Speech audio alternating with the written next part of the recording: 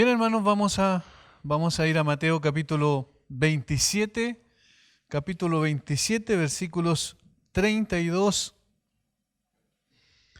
al 35. Mateo 27, 32 al 35. Cuando salían, hallaron a un hombre de Cirene que se llamaba Simón. A este obligaron a que llevase la cruz. Y cuando llegaron a un lugar llamado Gólgota, que significa lugar de la calavera, le dieron a beber vinagre mezclado con hiel, pero después de haberlo probado no quiso beberlo. Cuando lo hubieron crucificado, repartieron entre sí sus vestidos, echando suertes para que se cumpliese lo dicho por el profeta: partieron entre sí mis vestidos y sobre mi ropa echaron suertes. Sabemos que el contexto es el contexto de la crucifixión. Ya había pasado todo lo que tenía que ver con los juicios y ahora el Señor Jesucristo es llevado para ser definitivamente crucificado. Siempre cuando llegamos a este tema hay una especie de frustración en quienes enseñamos, porque es muy difícil poder de alguna manera tratar de demostrar todo lo que significó la cruz, y yo creo que es imposible mientras estemos en esta tierra, las implicancias de la cruz, el hecho histórico del que relata aquí Mateo. Sin embargo, es muy difícil poder expresar con palabras lo que eso implicaba, porque era en definitiva el clímax de la revelación de Dios. Todo se junta, se une en la cruz. La revelación del Antiguo Testamento apuntaba hacia allá. Luego el Nuevo Testamento explica a la persona y la obra que murió en ese lugar, en esa cruz hace 2000 años atrás, y nosotros miramos retrospectivamente en la historia hacia atrás para poder ver lo que ocurrió en ese lugar en particular donde el Señor Jesucristo fue crucificado. Por eso, bien dicen algunas personas que toda la historia gira alrededor de la cruz. También todo el plan de salvación establecido por Dios antes de la fundación del mundo, eso es lo que dice la Biblia, que el Señor fue preparado, fue declarado como Salvador antes de que el mundo existiese, para venir en un momento determinado de la historia y poder morir en la cruz. Toda la Escritura, dijo el Señor Jesucristo, apuntaba a Él, todo hablaba de Él. En capítulo 24 de Lucas es explícito el Señor cuando encuentra a los 12 discípulos que iban camino a Emaús, y entonces ellos no sabían que iban conversando con Jesús. Le explican algo sobre lo que había acontecido en Jerusalén, y el Señor Jesucristo les explica comenzando desde Moisés, es decir, de los primeros 5 libros de la Biblia en adelante, todo lo que todas las Escrituras decían sobre Él. Por tanto, todo habla de Jesús y todo apuntaba en definitiva a la cruz. Era entonces la consumación del plan perfecto de Dios.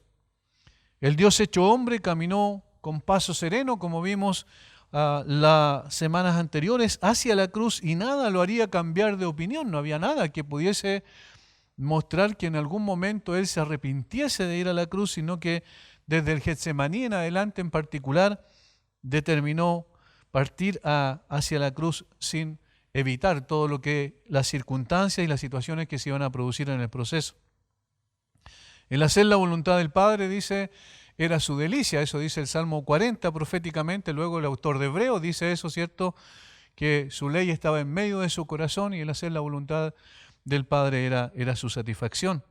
No importaba el costo que esto tendría, Jesús iría a la cruz y moriría en lugar de los transgresores. Desde la perspectiva humana, la muerte por crucifixión es en los anales de la historia una de las muertes más crueles y despiadadas que puedan dar cuenta los historiadores. John MacArthur cita a Frederick Farrar, quien describe la muerte por crucifixión de una manera vívida. Notemos lo que dice.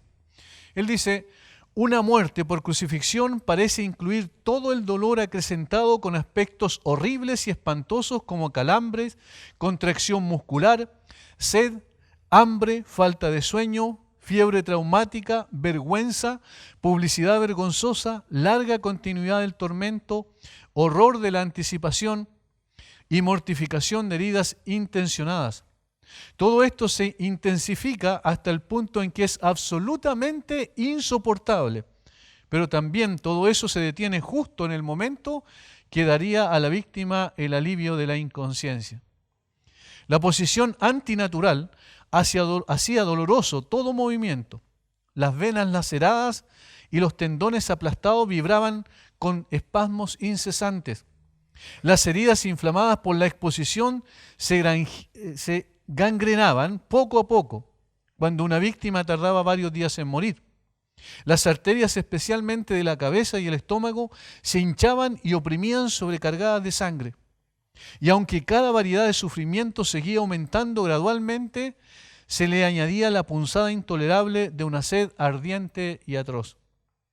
Todas estas complicaciones físicas ocasionaban ansiedad y agitación interna que hacían que la posibilidad de la muerte misma, la muerte, el enemigo desconocido ante cuya cercanía el hombre por lo general más se estremece, tuviera el aspecto de un alivio placentero y exquisito. Es decir, llegaba un momento donde la persona lo único que quería era morir rápido para no seguir sufriendo. Una cosa es clara, continúa diciendo él, las ejecuciones en el siglo I no eran como las modernas, porque no buscaban una muerte rápida e indolora ni la preservación de alguna medida de dignidad para el delincuente. Por el contrario, buscaban una tortura agonizante que lo humillara por completo. Y es importante que entendamos esto, concluye, porque nos ayuda a comprender la agonía de la muerte de Cristo. Ahí está describiendo el aspecto físico, emocional que implicaba morir de esa manera en una cruz. No se puede permanecer insensible cuando escuchamos este tipo de descripciones, por supuesto. Sin embargo, sabemos que los tormentos físicos no fueron los únicos que Jesús experimentó ahí en la cruz. No podemos negarlos porque fueron una realidad, pero son una parte de los sufrimientos del Señor Jesucristo. Él sufrió física, emocional y espiritualmente, y estos últimos probablemente fueron los tormentos más grandes que Él tuvo que enfrentar. Los historiadores dicen que a la fecha en que Cristo fue crucificado, alrededor de 30.000 judíos ya habían muerto por esa vía. 30.000 judíos.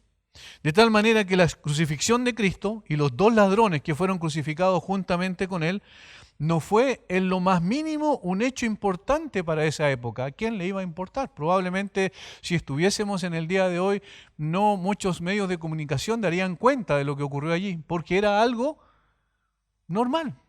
Los romanos crucificaban a aquellos que se levantaban contra el poder de Roma, ¿cierto? A los sediciosos, a los delincuentes, a quienes habían transgredido la ley romana de tal forma que era algo normal en la época.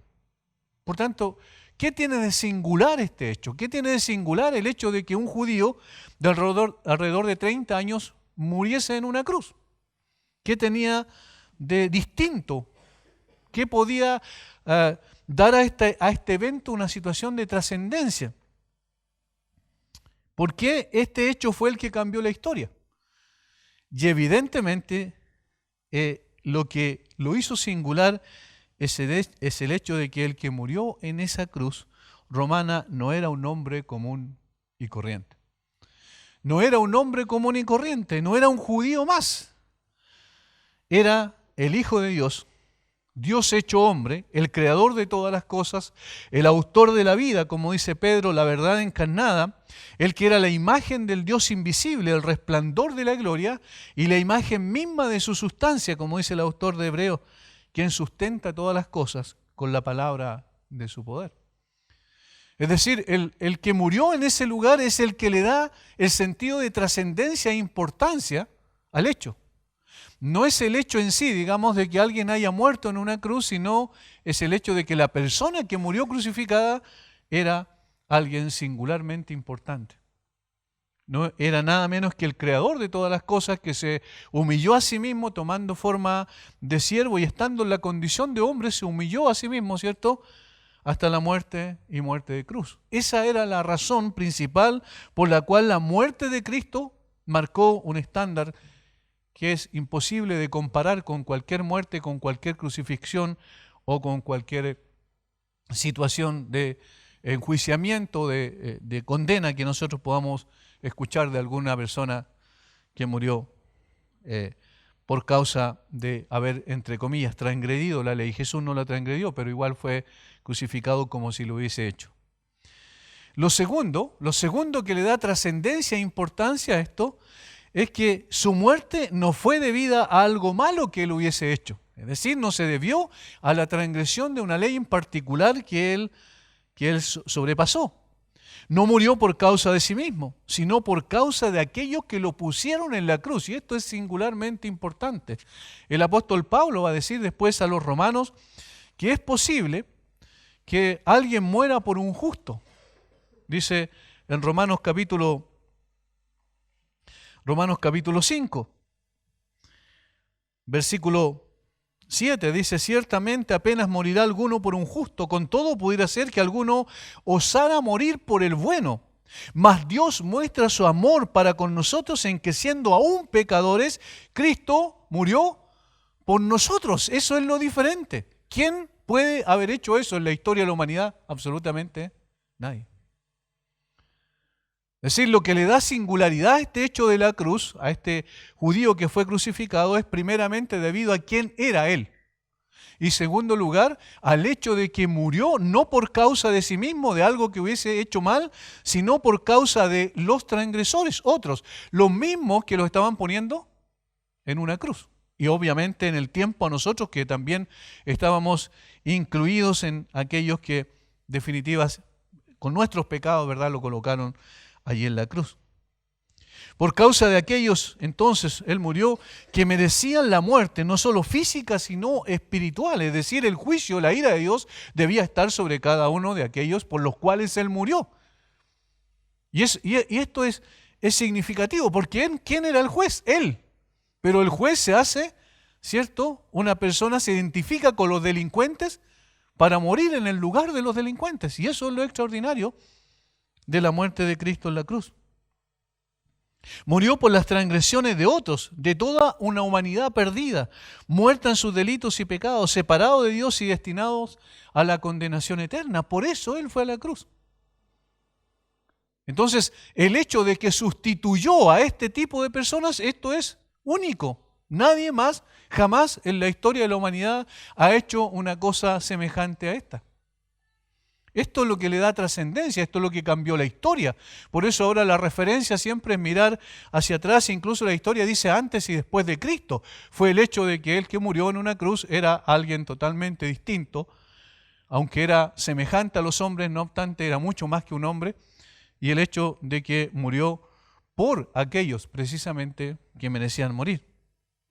En tercer lugar, aquella muerte fue en favor de los transgresores, es decir, hizo algo para beneficiar, no solo murió en el lugar de ellos, sino que hizo algo para beneficiar a aquellos que debían morir por causa de su transgresión. Murió en favor de los transgresores, de los impíos, de los inicuos, para usar palabras bíblicas, de los miserables, de aquellos que merecían la condenación eterna. Cristo murió en esa cruz para darles vida y consolación eterna. Fíjense que eso es lo singular también. Una cosa es decir, bueno, va a morir, ¿verdad?, por causa de otros, y esto acompañado al hecho de decir, no solo va a morir en el lugar de otros, sino va a morir para beneficiar, para bendecir a aquellos que lo odiaban. Entonces, estos tres hechos son los que le dan la trascendencia a esa muerte en la cruz. Él era Dios hecho hombre, Él murió como sustituto de los transgresores, no por Él mismo, sino por los demás, pagando la deuda que debían pagar aquellos, y además murió en favor de ellos para darles lo que justamente esas personas nunca merecieron. En este último sentido, en el que hablamos de que Cristo murió en esa cruz para darles vida y consolación eterna, alguien escribió lo siguiente: el Calvario, dice él, es la colina del consuelo, mientras que la madera de la cruz se usa para construir la casa de la consolación. Y Jesús, la roca partida en dos por la espada que laceró su costado, es el fundamento del templo de la bendición celestial. Por tanto, no hay una escena de la historia sagrada que reconforte tanto el alma como la trágica escena del Calvario. No resulta extraño que la hora más oscura que se haya cernido sobre el mundo pecador pudiera tocar el corazón dando consuelo con un poder más suave que la alegría angelical? Y que la cruz vuelvan los ojos del doliente antes que al lugar donde refulgen las estrellas de Belén. Es decir, ¿por qué nuestra mirada ha de estar puesta precisamente en la cruz? Y él dice, mucho más que en las estrellas de Belén. ¿Qué pasó allí? Habla del nacimiento, ¿cierto? Obviamente la encarnación es importante, por supuesto que sí, porque si él no se hubiese hecho hombre, no hubiese muerto como hombre en la cruz, en lugar de los hombres pecadores. Pero necesariamente el Calvario es esa colina donde se manifestó allí todo el amor de un Dios bueno, bondadoso y al mismo tiempo de un Dios que quiso morir en lugar de los pecadores y en favor de los pecadores. Esto es lo que hizo que esa muerte por crucifixión trascendiera los tiempos, las épocas y las sociedades. El hombre que murió en esa cruz era la piedra escogida y preciosa, como dice el apóstol Pedro, que derramó su sangre para librar a los cautivos y trasladarlos al reino de su amado Hijo, como dice el apóstol Pablo a los Colosenses en 1:14, en capítulo 1, versículo 14. Carlos Spurgeon añade, del sitio donde Jesús sintió sed, la gracia hace surgir una fuente inagotable de la que fluye agua pura, como el cristal donde cada gota puede aliviar las tribulaciones del hombre. Allí está la trascendencia de la cruz. Nosotros no vamos a agotar nunca el tema, porque el tema es mucho más profundo del que nosotros imaginamos, y saber ciertas cosas sobre la cruz no es suficiente. Debemos profundizar más, meternos, sumergirnos en lo que es la cruz para poder tener un entendimiento más completo de este hecho histórico en el cual se basa nuestra fe y nuestra esperanza. El Mateo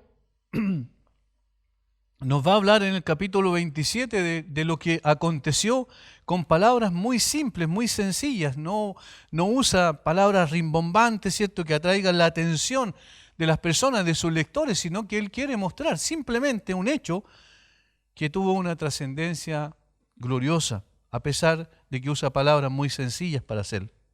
A estas alturas ya las voces de los sendos juicios, el religioso, recuerdan, y el político quedan atrás. La sentencia ya fue declarada culpable. Luego de los azotes, la burla, el escarnio, la humillación, Jesús es llevado fuera de la ciudad para ser crucificado.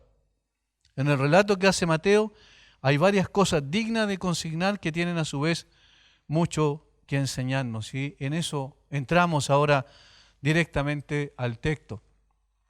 Tomamos estos versículos del 32 al 35 porque hay tanto contenido, tanta importancia, tanto contenido teológico en este hecho que no podemos tomarlo como uno solo, ¿cierto? Y darlo en un estudio, porque eso significaría no profundizar suficiente. Necesitamos detenernos, caminar un poquito, detenernos y ver lo que estaba aconteciendo, porque cada uno de los acontecimientos que están antes de la cruz y que llevan definitivamente a la cruz nos enseñan cosas muy importantes. Primero, versículo 32. El hombre que ayudó a llevar la cruz. El hombre que ayudó a llevar la cruz. Cuando salían, hallaron a un hombre de Cirene que se llamaba Simón. A este obligaron a que llevase la cruz. El debilitamiento físico de Jesús era ostensible y era evidente porque había sido golpeado con golpes de puño, había sido azotado. Antes de eso había sido también, como bien sabemos, golpeado una vez más, le pusieron una corona de espinas, hicieron una cantidad de cosas con él que ya su cuerpo, sus fuerzas físicas ya no eran suficientes para soportar tanto castigo. Por tanto, es un hecho que cuando él iba saliendo con la cruz o ya en el camino, no pudo más en un momento determinado. Y es en ese momento que los soldados romanos, usando de sus prerrogativas legales, porque esto estaba dentro de la ley de Roma, ellos podían obligar a cualquiera a llevar la cruz. Eso estaba dentro de la ley, por consiguiente, usando esas prerrogativas legales, obligaron a un hombre que pasaba a llevar la cruz en la cual el Señor Jesucristo iba a ser posteriormente crucificado. En términos históricos podríamos decir que el único hombre que llevó la cruz de Cristo, la misma, fue Simón de Cirene. Cirene era una ciudad del norte de África y era probablemente este hombre, un judío que había venido a Jerusalén a celebrar la fiesta de la Pascua, porque recuerden que el contexto, eso es lo que estaba pasando, estaban celebrando la fiesta de la Pascua.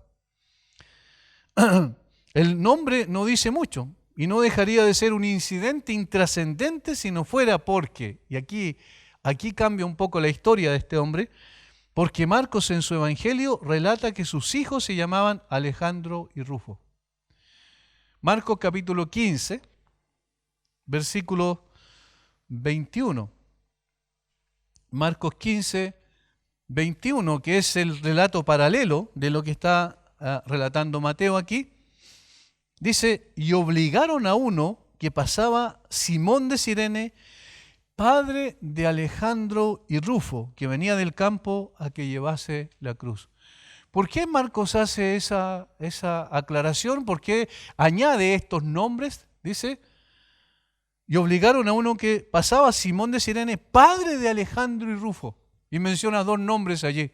¿Por qué? ¿Cuál sería la razón de eso? A no ser de que Marcos conociera a Alejandro y Rufo. ¿Cuándo? Cuando Marcos escribió su evangelio. No en el mismo momento, por supuesto, sino cuando él escribió su evangelio, es decir, años más tarde. Esto indica, con toda seguridad, que Alejandro y Rufo eran miembros de la iglesia. Es decir, cuando Marcos escribe su evangelio, ya era conocido Alejandro y Rufo como miembros de la iglesia, probablemente de Roma, porque Marcos, lo más probable, dicen los teólogos, escribió su evangelio desde Roma. Entonces él conocía muy bien, o ellos eran bien conocidos dentro del contexto de la iglesia, lo más probable de Roma. De hecho, el apóstol Pablo, en la carta a los Romanos, en el capítulo 16, versículo 13, Romanos capítulo 16, versículo 13, en el contexto de sus saludos finales de esta larga serie de saludos que hace el apóstol Pablo en el capítulo 16, en el versículo 13 dice, saludad a Rufo, escogido en el Señor, y a su madre y mía. Si llegáramos aunque es muy difícil demostrarlo, pero si llegáramos a pensar de que ese Rufo al que se refiere Marcos allí en su evangelio es el mismo Rufo al cual Pablo le manda un saludo, entonces Pablo consideraba casi como su madre a la esposa de Simón de Cirene. Versículo 13, saludad a Rufo, que era hijo de Simón de Cirene, escogido en el Señor, y a su madre y mía, dice Pablo.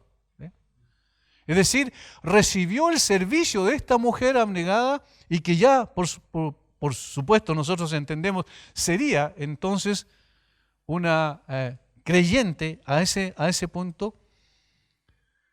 Por consiguiente, lo que pasó, este incidente que podía haber sido intrascendente y nada más que una añadidura más dentro del relato, tiene una importancia grande.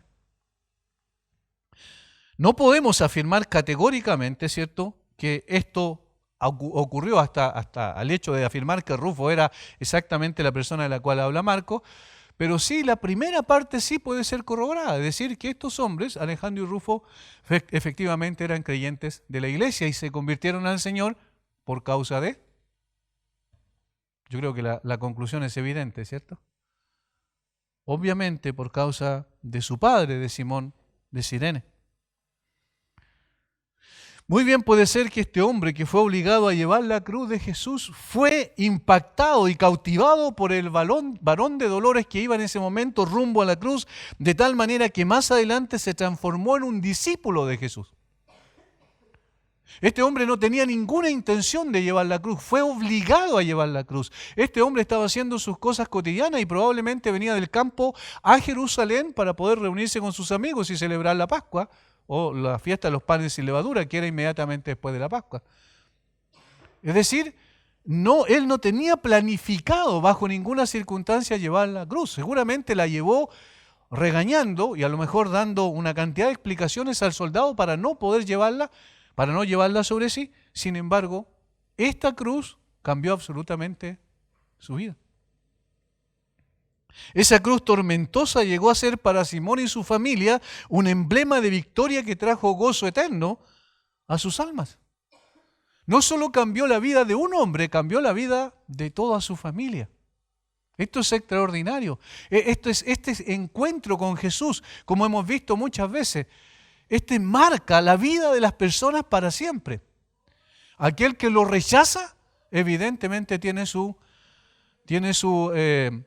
¿verdad? Su consecuencia, y aquel que lo acepta tiene también su consecuencia, por otro lado, positiva. Ese encuentro con Jesús cambió absolutamente la vida de este hombre. Al principio fue obligado a llevar la cruz, posteriormente la llevó con gozo. El Señor Jesucristo dijo en su enseñanza, recuerden, que el que no toma su cruz cada día y me sigue no puede ser mi discípulo. Y este hombre tomó la cruz literal del Señor Jesucristo, obligado al principio, pero después tomó la cruz de Cristo en un sentido real, porque murió a sí mismo al creer en la persona del Señor Jesucristo. Y esto nos enseña que nadie puede permanecer indiferente cuando es confrontado por esa cruz. Es decir, cuando nosotros explicamos correctamente el Evangelio, cuando abrimos la Biblia y decimos todas las implicancias del Evangelio, digamos en sentido de cuando hablamos a otros de Cristo, decimos la razón de la cruz, por qué Cristo tuvo que morir, que es la condición pecaminosa del hombre, y que ese hombre está absolutamente perdido, que no tiene ninguna posibilidad de salvarse a sí mismo, y que por eso el Señor Jesucristo murió en esa cruz en el lugar de Él y en favor de Él. Entonces esa persona que escuchó ese Evangelio tiene solamente dos opciones. Es decir, o se rebela contra ella, o toma la cruz y comienza una nueva senda junto a Jesús, una nueva vida completamente distinta, donde muere para sus propios propósitos y vive para hacer la voluntad del crucificado. Eso es lo que pasó con Simón de Cirene, eso es lo que pasó con sus hijos. No puede haber más de dos alternativas. El rechazo de la cruz es el rechazo de la vida. La aceptación de la cruz es la aceptación de la vida. Para el que rechaza esa cruz es olor de muerte para muerte, como dice Pablo a los Corintios, y para el que acepta esa cruz es olor de vida para vida, como dice en el capítulo 2 de 2 de Corintios.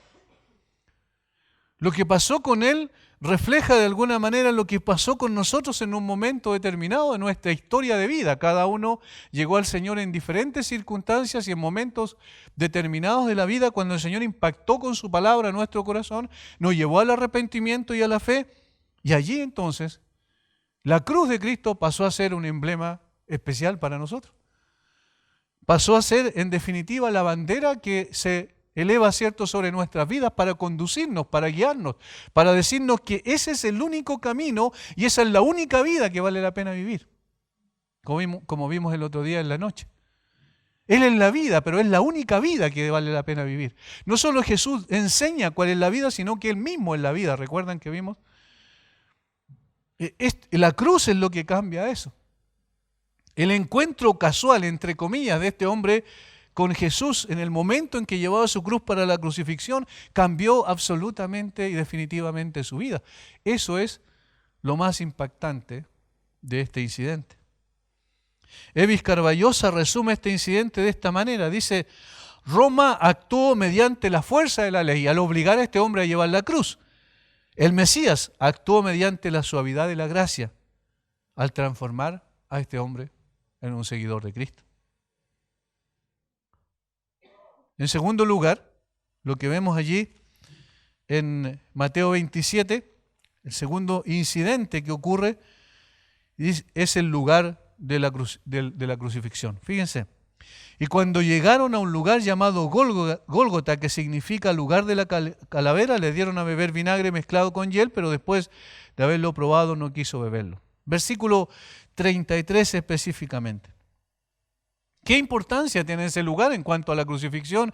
¿Qué nos puede enseñar la Biblia a través del lugar específico, geográficamente hablando? Los judíos mandaban en su ley que las ejecuciones se debían hacer fuera de la ciudad. Números 15:35. Ahora, ¿por qué era importante entonces que fuera crucificado en ese lugar en específico? Primero, porque estaba fuera de la ciudad. Según los judíos así debía ser, más aún que era maldito por Dios, es decir, abandonado por Dios en ese sentido. Y en tercer lugar, los romanos buscaban un lugar donde mucha gente pudiese observar a esa persona muriendo crucificado para poder amedrentar al resto para que no se rebelaran contra la autoridad romana. Entonces, ¿qué hacían? Buscaban promontorios o lugares elevados como colinas o riscos para que todos lo pudieran ver. Jesús fue crucificado precisamente en una colina. Eso es lo que dice el texto, es lo que da a entender, ¿verdad? Porque obviamente ese era un lugar fuera de la ciudad, pero estaba en un alto. Y cuando llegaron a un lugar llamado Gólgota, que significa lugar de la calavera, allí en ese lugar, bien sabemos, pusieron al Señor Jesucristo. Por tanto, Jesús murió despreciado de los judíos y de los romanos. Ahora, ¿a quiénes representan estos dos tipos de personas? Judíos y romanos. ¿Cómo le llama la Biblia? También judíos y gentiles. Es decir, judíos y todo aquel que no fuera judío era un gentil, incluyendo de cualquier nacionalidad.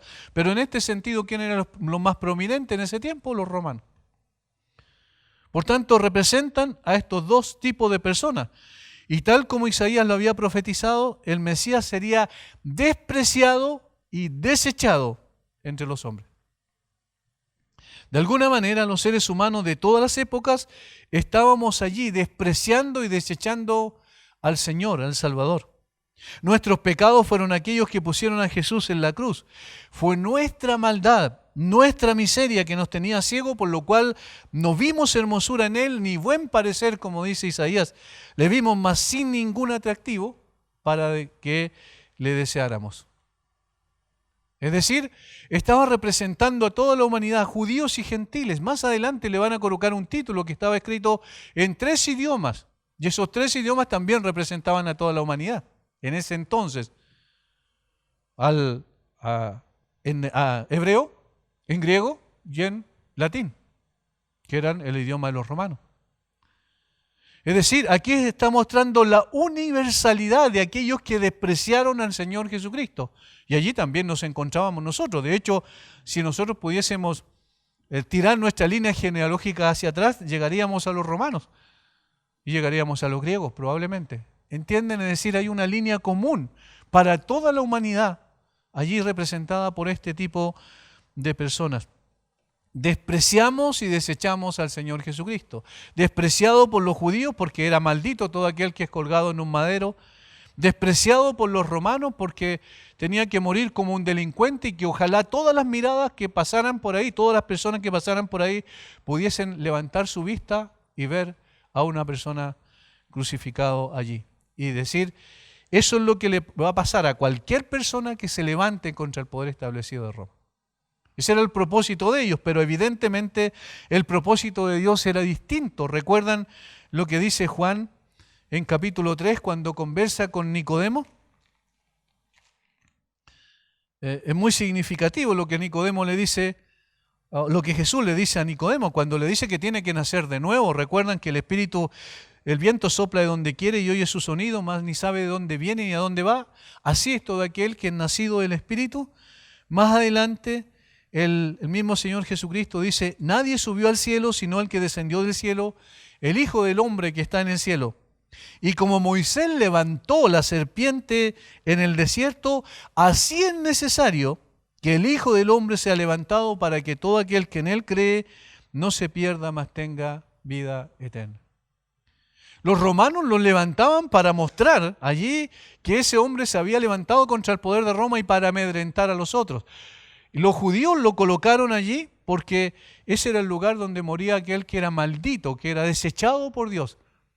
Pero según el plan de Dios era todo lo contrario. Porque ese que era maldito para los judíos y que era despreciado y desechado por los romanos, tenía que ser levantado para que todo aquel que en él cree no se pierda, mas tenga vida eterna. Es decir, en el plan de Dios la visión era distinta. En la decisión de los hombres que tomaron para ponerlo allí, el propósito era otro. Era mostrar la vergüenza de alguna manera de lo que significaba ser puesto allí y además mostrar a los demás que no debían levantarse contra el poder establecido de Roma. Allí había alguien, decían los judíos, que es maldito. Y de hecho, ellos pidieron que no quedase para el otro día, porque según su ley no debía quedar para el otro día. Y entonces los romanos fueron posteriormente, vamos a verlo más adelante, fueron a quebrarle las piernas, ¿recuerdan? Pero ya había muerto. Y lo descolgaron entonces antes del día que ellos tenían pensado para el día de reposo, según su ley. Él padeció fuera de la ciudad terrenal, y esto es la aplicación, hermanos. Él padeció fuera de la ciudad terrenal para que nosotros tengamos acceso a la ciudad celestial. Jesucristo padeció fuera de la ciudad terrenal para que nosotros tengamos acceso a la ciudad celestial. Jesucristo fue despreciado por los hombres para que los hombres fuésemos apreciados por Dios. Este es el gran amor del Redentor, que como dice un himno, que por nosotros quiso morir. Esto es lo que significa, esta es la trascendencia para nosotros. Él quiso padecer fuera de la ciudad, como odiado por todos, para que nosotros tengamos acceso a esa ciudad celestial, que sería imposible que pudiésemos llegar con nuestros propios esfuerzos, sin que Él hubiese muerto en nuestro lugar y en favor de nosotros como pecadores. Lo tercero, el tercer acontecimiento, versículo 34, le dieron a beber vinagre mezclado con hiel, pero después de haberlo probado, no quiso beberlo. La bebida que le dieron de beber. Versículo 34. Los judíos acostumbraban a darle a beber un estupefaciente a los que sufrían, es decir, algo que pudiese calmar su dolor, pero más que eso es como adormecerlo, como anestesiarlos en un sentido para que no pudiesen sufrir tanto.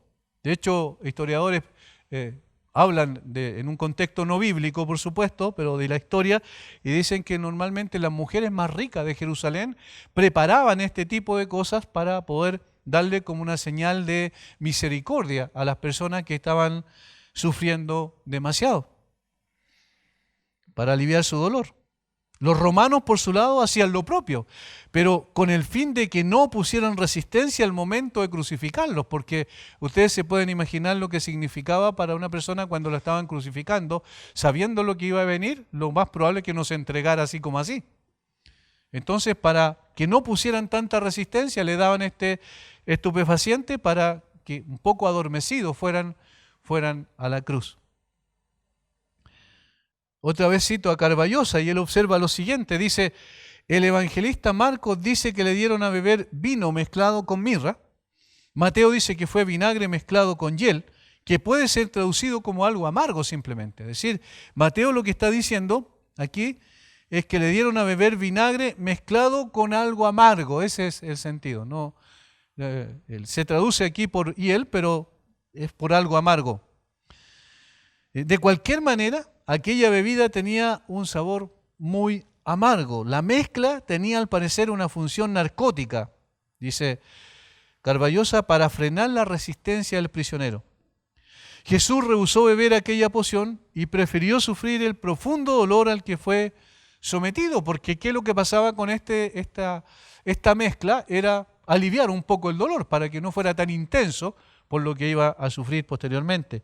Pero él rechazó esto. Después de todo, él había dicho, la copa que el Padre me ha dado, ¿no la he de beber? ¿Acaso voy a rehusar? Ya llegó la hora, dice, y ahora me dirán, ¿para qué llegó esta hora? Obviamente, voy a beber la copa que el Padre me da, en la hora que el Padre ha definido, ha determinado. Recuérdense las palabras de Pablo. Dice que se despojó a sí mismo, se humilló a sí mismo, haciéndose obediente hasta la muerte y muerte de cruz. Los sufrimientos del Señor fueron principalmente internos, aunque los hombres solo vieron los externos. Si nosotros hubiésemos estado allí, si nosotros nos hubiesen invitado, ¿cierto?, allí a ver la ejecución, o hubiésemos ido por curiosidad, lo que hubiésemos visto era lo externo, es decir, los azotes, el sufrimiento, la aflicción, el rostro demacrado del Señor Jesucristo, inflamado por los golpes, y una serie de otras cosas, pero que tenían que ver con el aspecto físico. Pero nosotros no podíamos haber visto la escena que más adelante se grafica en este mismo sentido, del versículo 45 en adelante. Después de las 3 de la tarde, fue crucificado a las 9 de la mañana, a las 3 de la tarde, allí ocurrió una escena compleja que, si no los evangelios no relataran eso y lo vieran en perspectiva, mirando hacia atrás lo que pasó, porque en el momento probablemente tampoco lo entendieron, los evangelistas pudiesen relatarnos este hecho de el sufrimiento y la aflicción del Señor Jesucristo, que tuvo características cósmicas, vamos a decirlo así, porque no solo tenía que ver con el sufrimiento físico y emocional, sino por un sufrimiento espiritual increíblemente grande. Aunque Jesús rehusó a beber esa copa amarga que tenía al fin de adormecerlo, una especie de anestesia, ¿cierto? No dudó en beber la copa mucho más amarga, no solo para el cuerpo, sino también para su alma, la copa de la ira de Dios. No dudaría un instante de beber hasta el último sorbo la copa que cada uno de nosotros debíamos beber. Otra vez, tenemos que tener el concepto de la sustitución del Señor Jesucristo. Nosotros debíamos beber de la copa de la ira de Dios y Él bebió la copa de la ira de Dios en nuestro lugar, para que nosotros no tuviésemos que experimentar esa tortura increíble y eterna en el infierno. Lamentablemente, muchas veces perdemos de vista el costo que le significó al Señor Jesucristo nuestra salvación. Y por eso es que a veces nuestro cristianismo es más formal que real, es más externo que interno. Es más de realizar ciertas cosas, más que de vivir un cristianismo diario, permanente, de una dedicación de poder buscar su rostro constantemente en oración, de acceder a Él todos los días, porque tengo una necesidad inmensa de poder presentarme delante de Él para adorarlo, para honrarlo, para darle la gloria que Él merece por el gran costo que pagó por mi salvación. Esto debiese estar en nuestro corazón permanentemente. Cuando miramos a la cruz y vemos lo que ocurrió allí, debemos levantar nuestra mirada otra vez al cielo para buscarlo. Ahora no está en una cruz, está en un trono, ¿cierto? Ahora no está siendo humillado por los hombres, ahora es el que gobierna sobre todos los hombres y sobre todo el universo. Y entonces, allí es donde debe volver nuestra alabanza y nuestra adoración. Cada persona que ha pisado esta tierra está legítimamente bajo la ira de Dios, como dice el Salmo 7, versículo 11. Dios está airado contra el impío todos los días. Dios está airado contra el impío todos los días. Y eso no va a cambiar hasta que esa persona, ese impío, por la gracia de Dios, llegue a los pies del Señor Jesucristo. Nada más puede cambiar esa situación. Cada persona está legítimamente bajo la ira de Dios por causa del pecado.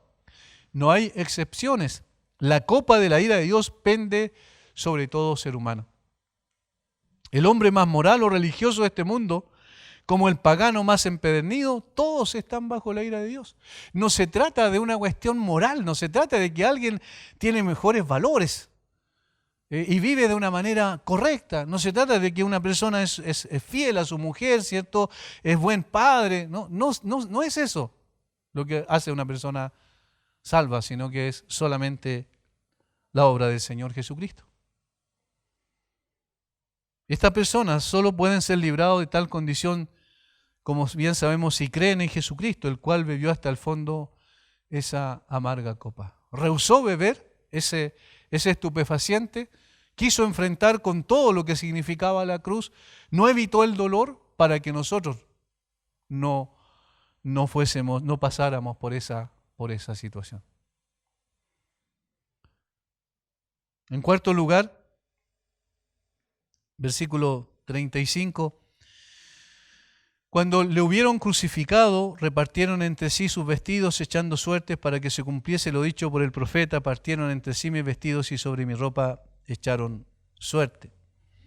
Fíjense cuántas palabras usa Mateo para decir que lo crucificaron. Dice, cuando lo hubieron crucificado. Eso es todo.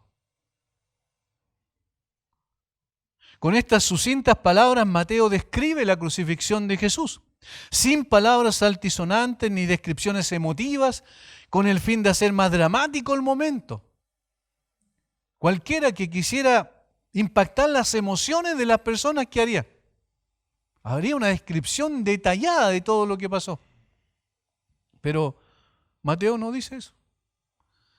Cualquier persona que quisiera, ¿cierto?, provocar una sensación especial y provocar las emociones para llamar la atención de las personas, estaría hablando de dónde fueron puestos los clavos, de cuántos golpes le dieron para enterrar los clavos en sus manos, es decir, todo este tipo de cosas que uno esperaría si fuera una novela de ficción, ¿cierto?, o una novela para poder impactar a la gente. Pero no, Mateo dice, cuando lo hubieran crucificado.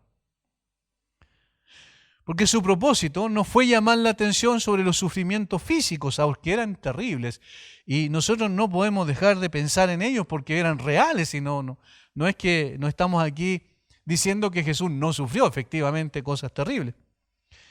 Entrevistaron a un doctor, el doctor Truman Davis, y él hace una descripción adicional de la crucifixión de Jesús desde el punto de vista médico. Dice, en este momento se produce otro fenómeno. A medida que los brazos se fatigan, grandes oleadas de calambres recorren los músculos, tensionándolos en un dolor profundo, incesante y persistente. Con tales calambres viene la incapacidad de empujarse hacia arriba. Al colgar por los brazos, los músculos pectorales se paralizan y los intercostales no pueden actuar. Es posible inhalar aire en los pulmones, pero es imposible exhalarlo. Jesús lucha por izarse a fin de conseguir siquiera respirar un poco, es decir, de tratar de levantar su cuerpo para que le entre aire a los pulmones. Finalmente, el dióxido de carbono se acumula en los pulmones, dice el doctor, y en el torrente sanguíneo, y los calambres van amainando parcialmente. De manera irregular, la víctima puede empujarse hacia arriba con el fin de poder exhalar y hacer entrar el oxígeno que da vida.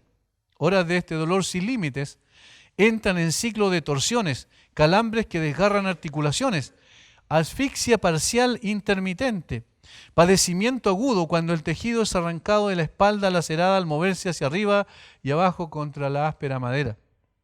Entonces llega a experimentarse otra agonía, un dolor profundo en el pecho cuando el pericardio se llena lentamente de suero y empieza a comprimir el corazón. Ahora todo está por terminar. El corazón comprimido lucha por bombear sangre espesa y pesada al interior de los tejidos. Y los pulmones torturados hacen un esfuerzo frenético por conseguir pequeñas bocanadas de aire. Él está describiendo lo que significaba la crucifixión. Con razón, Cicerón, el escritor romano, dice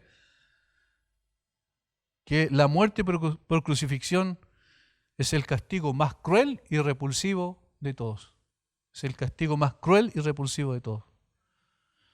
Pero Mateo, como dijimos, no busca el sensacionalismo al describir la crucifixión. Esto después se hace un estudio, ¿cierto? Como un estudio médico en este sentido científico para ver lo que ocurrió. Mateo simplemente dice que fue crucificado. Ahora, enseguida agrega algo, que es un hecho que ocurrió también. Dice, repartieron entre sí sus vestidos echando suertes. Para que se cumpliese lo dicho por el profeta, partieron entre sí mis vestidos y sobre mi ropa echaron suerte. Jesús fue despojado de sus vestiduras. El teólogo australiano Leon Morris dice, habiendo realizado su tarea, los soldados procedieron a repartir sus vestidos. Eso era normal que lo hicieran los soldados romanos. Los crucificados eran desnudados y sus ropas eran un beneficio para los soldados que realizaban la ejecución. Normalmente eran 4 personas, 4 los encargados de ejecutar la crucifixión. Mateo solo dice que se repartían los vestidos echando suerte. Aporta esa información mediante 3 palabras del Salmo 22, 18. Sin indicar que está citando las Escrituras, pero ya que están dados a observar el cumplimiento de las Escrituras, es improbable que esto sea accidental. Juan destaca que dividieron los vestidos en 4 partes, una para cada uno de los soldados. Que el sorteo fue hecho sobre la túnica, que era de una sola una sola, digamos, de una sola pieza, y que era sin costura y por lo tanto de mayor valor. Y sobre esa ropa, sobre esa parte, el vestido, ¿cierto?, externo, fue que tiraron los dados, es decir, echaron suerte para ver quién se quedaba con él para no romperlo y arruinarlo. Esto significa que en la cruz Jesús no solo soportó la culpa del pecado, sino también la vergüenza del pecado. ¿Recuerdan cuando el hombre pecó en el huerto del Edén?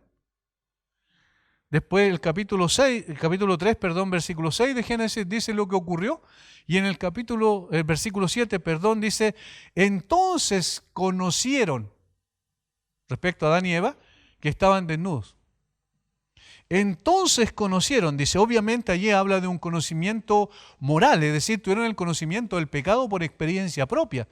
No en el sentido de que recién conocieron intelectualmente que estaban desnudos, porque ya lo sabían eso. El punto es que allí se dieron cuenta. ¿Y qué produjo eso? Vergüenza. El hombre se avergonzó porque estaba desnudo, ahora era presa del pecado. Su condición había cambiado radicalmente para su propia vergüenza. Es allí donde busca cubrir su desnudez según su propio plan.